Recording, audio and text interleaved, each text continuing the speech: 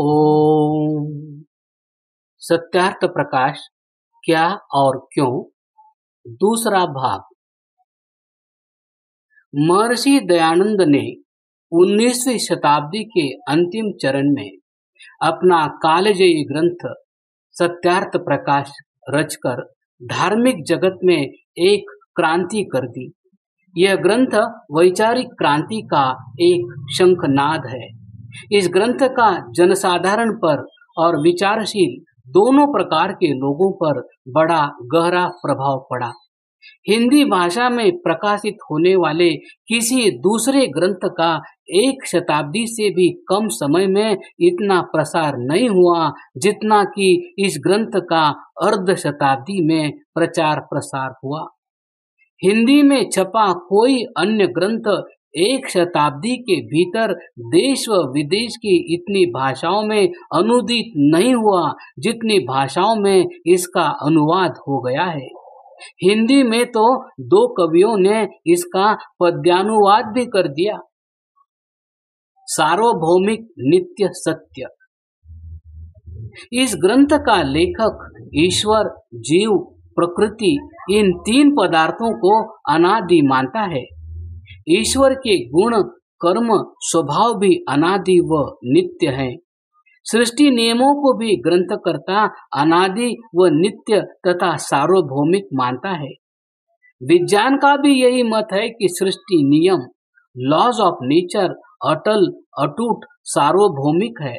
इन नियमों का नियंता परमात्मा है। परमात्मा के सृष्टि नियम न तो बदलते हैं, न टूटते हैं, न घटते हैं, न बढ़ते हैं और न ही घिसते मिटते हैं। इसलिए चमत्कार, मिरेकल्स की बातें करना एक अंधविश्वास है। किसी भी मत का व्यक्ति चमत्कार में आस्था रखता है तो यह अंधविश्वास है। सबसे पहला ग्रंथ। विश्व में इस युग में चमत्कारों को चुनौती देने वाला सबसे पहला ग्रंथ सत्यार्थ प्रकाश है। जिस मनीषी ने चमत्कारों को तर्क तुला पर तोलकर मतपंथों को, अपनों व परायों को झकझोरा, विश्व का वह पहला विचारक महर्षि दयानंद सरस्वती है। सत्यार्थ प्रकाश के प्रणेता तत्ववेत्ता ऋषि दयानंद को न तो पुराणों के चमत्कार मान्य है और न ही बाइबिल व कुरान के।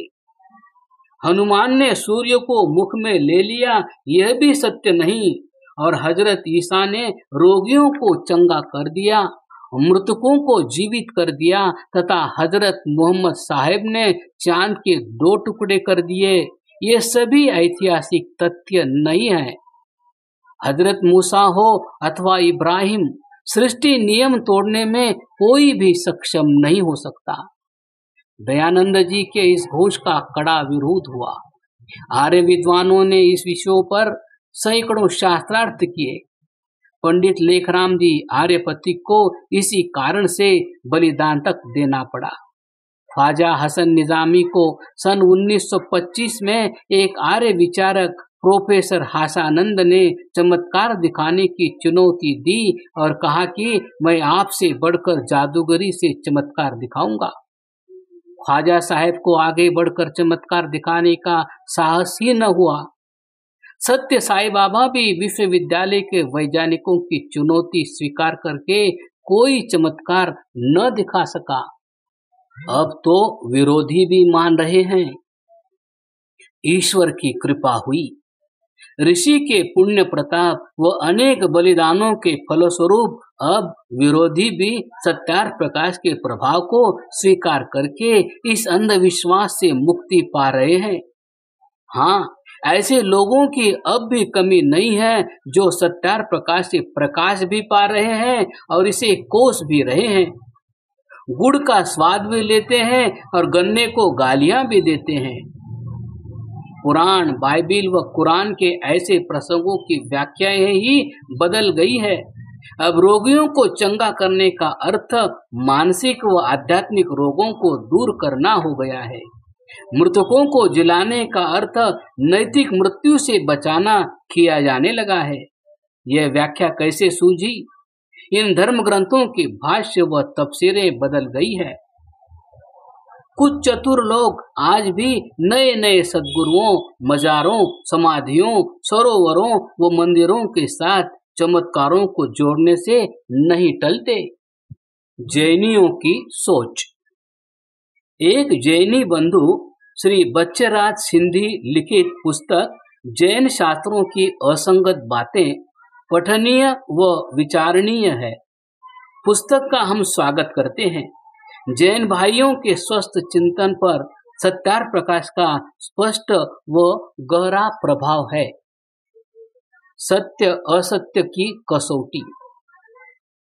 आज से 60 वर्ष पहले तक धर्म की सच्चाई की कसौटी चमत्कारों को माना जाता था। आज है कोई जो कुमारी मरियम से ईसा की उत्पत्ति को ईसाई मत की सच्चाई का प्रबल प्रमाण मानता हो? कौन है जो पुराणों की असंभव बातों को संभव व सत्य मानता हो? कौन है जो बुराक पर सवार होकर पैगंबर मुहम्मद की आसमानी यात्रा को सत्य मानता हो?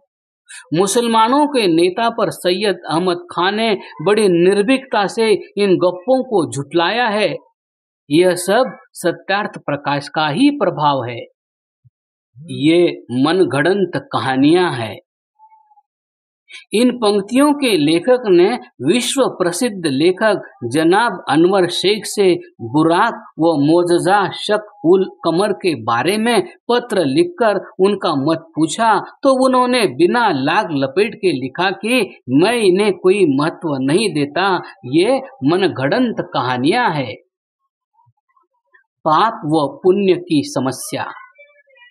संसार में बड़े बड़े धर्माचार्यों के सामने पाप व पुण्य की समस्या रही है।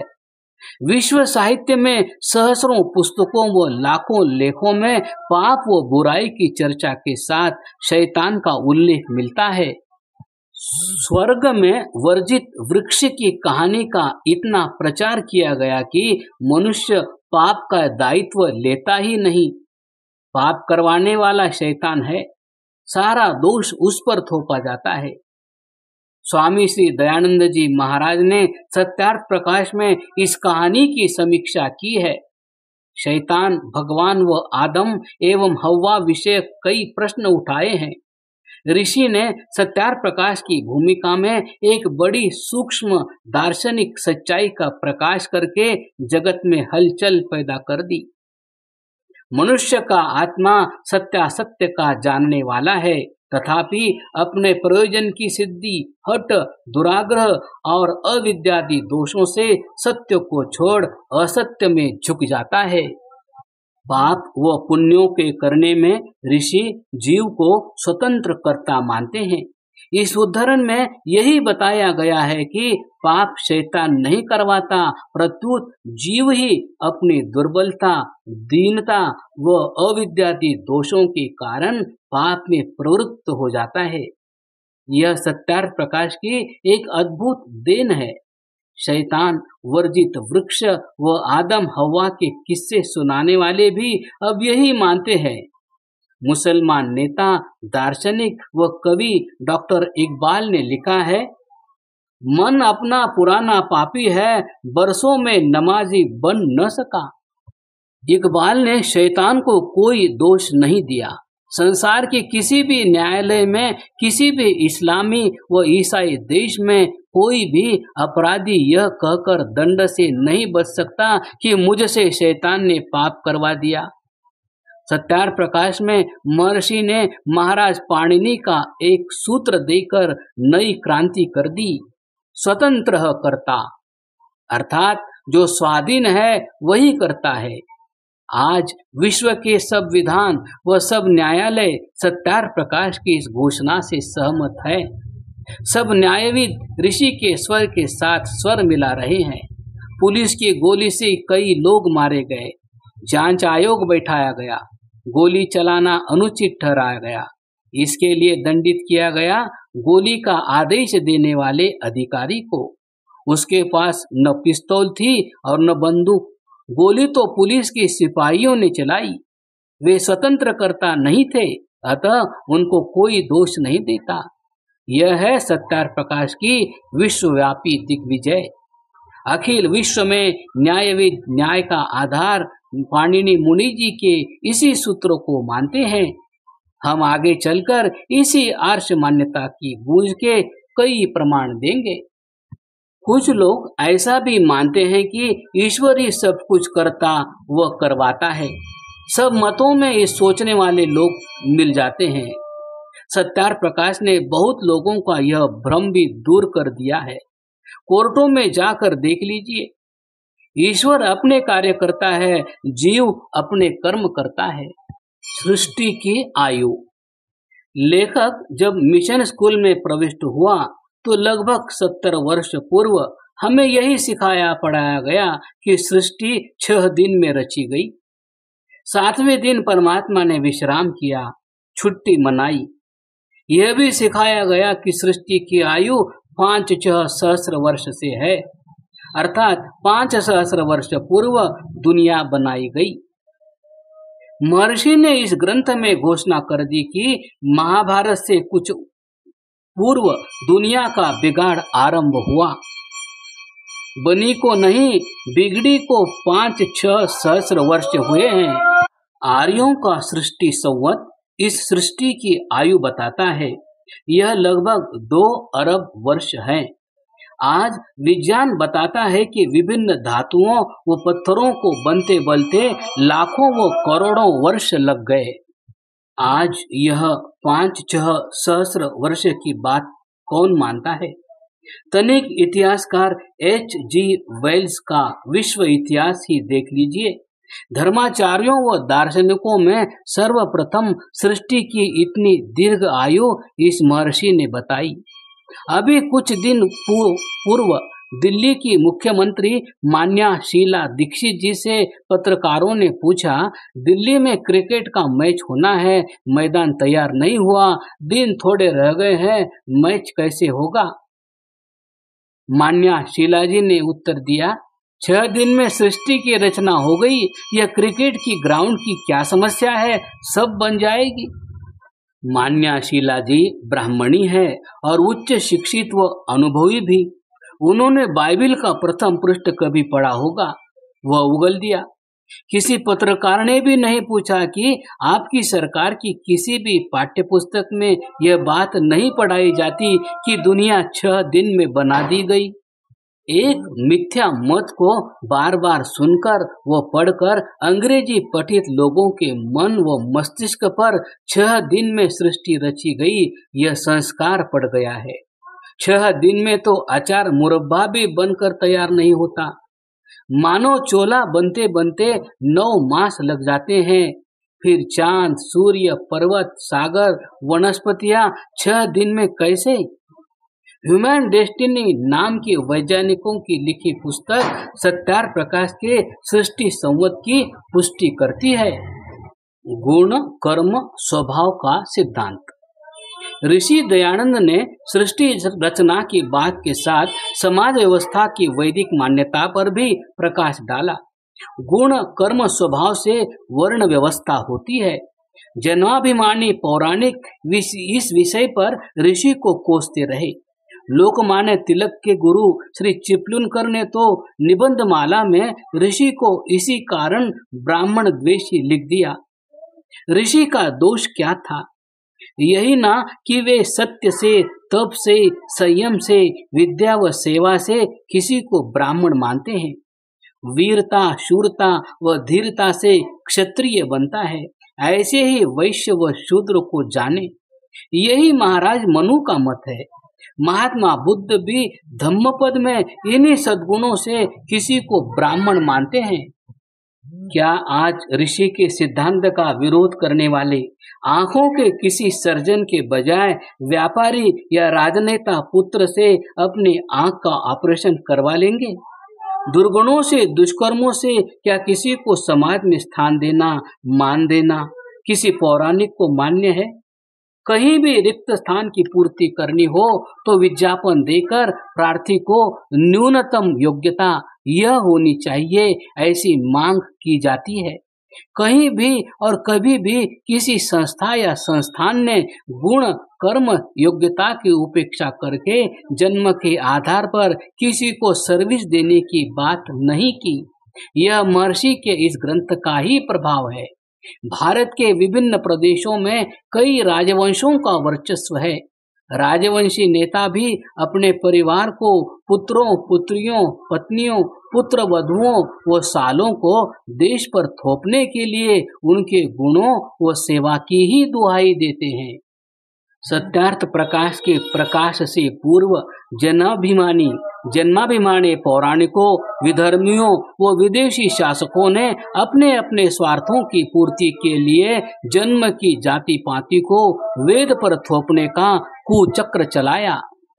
वर्ण व्यवस्था व जाति पाति को ऐसा गड़बड़ किया कि भारतीय जनमानस न वर्ण के अर्थ को समझ रहा था और न व्यवस्था पर विचार कर रहा था। महर्षि ने हुंकार लगाकर कहा, जिसे तुम वर्ण व्यवस्था समझे बैठे हो यह वेद विरुद्ध जाति पाति है, यह मरण व्यवस्था है। यह सत्यार्थ प्रकाश का ही प्रभाव है। यह देश विदेश के विचारक व लेखक यह घोषणाएं कर रहे हैं कि वेद में जाति पाति नहीं है। श्री अनवर शेख ने स्पष्ट लिखा है, कोई वेदों में नहीं है जात पात, यह सियासत दान की जादूगरी। सत्यार्थ प्रकाश में ऋषि ने वेद के पुरुष सूक्त का प्रमाण देकर मानव समाज को शरीर से उपमा देकर समाज शास्त्र के विज्ञान के रहस्य खोले। अब राजनीति शास्त्र में शरीर के अंगों, बॉडी ऑर्गेनिज्म से ही समाज व्यवस्था की व्याख्या करते हैं। यह पुरुष सूक्त की ही छाप है। फारसी कवि ने सदियों पहले वेद के पुरुष सूक्त को स्वीकार करते हुए कहा था, बनी आदम अजाय यक दिगरंग, अर्थात मानव जाति में सब एक दूसरे के अंग है। वेद ने क्षत्रियों को समाज की भुजा बताया है। अंग्रेजी में आर्मी, सेना शब्द आर्म भुजा से ही तो बना है। अब कौन इस सत्य को झुठला सकता है कि संपूर्ण विश्व में इस सोच का मूल स्रोत वेद का पुरुष सूक्त है। पंडित बुद्ध देव जी विद्यालंकार के शब्दों में वेद का जादू संसार के सिर पर चढ़कर बोल रहा है। बांट कर रखे तुम्हें कहते हैं जिसको जात पात। डॉक्टर अविनाश चंद्र जी बोस ने लिखा है, ए ब्राह्मण इज मेड नॉट बॉर्न। वह अपनी पुस्तक में बारंबार गुण कर्म से वर्ण व्यवस्था का प्रतिपादन करते हैं। उनका भी स्पष्ट मत है कि वेद में जाति पाति व अस्पृश्यता की कतई गंध नहीं। क्रमशः